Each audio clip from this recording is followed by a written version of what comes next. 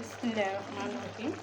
আসসালামু আলাইকুম। এটা হলো গুঁড়া মাছ দিয়ে আলু টমেটোর চচ্চড়ি। আর এই গুঁড়া মাছ দিয়ে আলু টমেটোর চচ্চড়ি কী করে রান্না করলাম সম্পূর্ণ ভিডিওটা আপনাদের সাথে শেয়ার করব।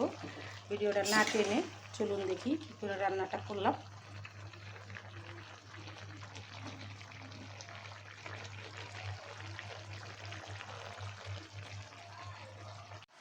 মাছগুলো আমি কুটে বেছে পরিষ্কার করে নিয়ে আসলাম। আর এই মাছগুলো রান্না করার জন্য আমি নিয়েছি পেঁয়াজ কুচি, টমেটো কুচি, কাঁচামরিচ কুচি, আলু কুচি।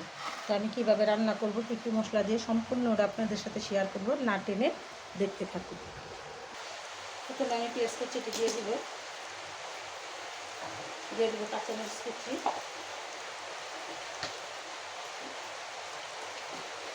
দিয়ে দিলাম আদা রসুন বাটা, দিয়ে দেবো স্বাদ মতো নুন, দিয়ে দিলাম 1 চামচ কাঁচামরিচের ফাঁকি, দিয়ে দিলাম 1 চামচ হলুদের ফাঁকি, দিয়ে দিলাম 1/2 চামচ লাল মরিচের ফাঁকি। আমি লাল মরিচের ফাঁকিটা কম খাই, তার জন্য কম দিয়ে দেবো সামান্য তেল। বেশি তেল দেবো না, আমি তেল কম খাই, আমি একটু কম করে তেল দিয়ে দেবো। তো আমি এই মশলাটা ভালো করে মেখে নেব।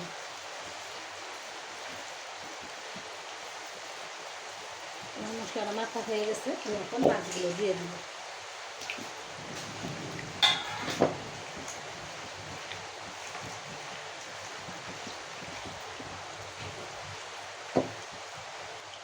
মাছগুলো আমার মাখা হয়ে গেছে, আমি মাছটা একটু সাইড করে রেখে আমি আলুগুলো দিয়ে দিব।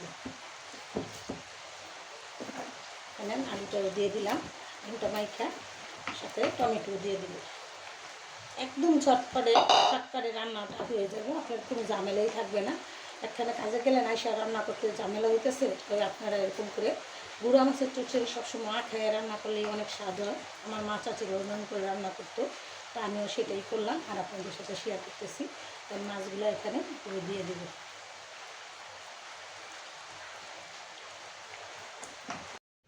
মশলাটা মাখা হয়ে গেছে, আমি মাছটা এখন এক এক করে একটু সাজিয়ে দিব, এরকম করে সাজিয়ে উপরে দিয়ে দিব। যেহেতু বাইলা মাছ, এটা ভাঙা যেতে পারে, তো এটাকে একটু গুছিয়ে এরকম করে সাজিয়ে নিয়ে নিলে আর এই মাছটা ভাঙবে না।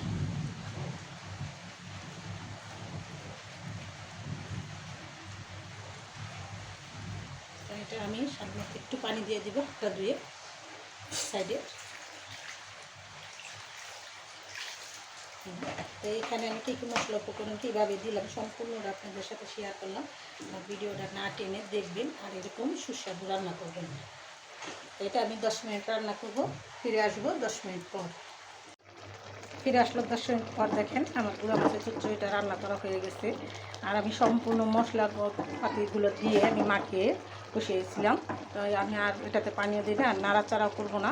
এরকম করেই গুঁড়া মাছের চচ্চড়ি রান্না করতে হয়। তা আপনাদের সাথে শেয়ার করলাম কী কী মশলা উপকরণ দিয়ে কীভাবে রান্নাটা করলাম। সম্পূর্ণ ভিডিওটা দেখবেন না টেনে। আর এরকম পাইলা মাছ দিয়ে আলু টমেটো দিয়ে চচ্চড়ি করে রান্না করে খেয়ে দেখবেন একবার হলো। আর নতুন নতুন ভিডিও পেতে আমার সাথেই থাকবেন। তো ভিডিওটা আর বড় না করে এখানে রেখে দিলাম। আসসালামু আলাইকুম।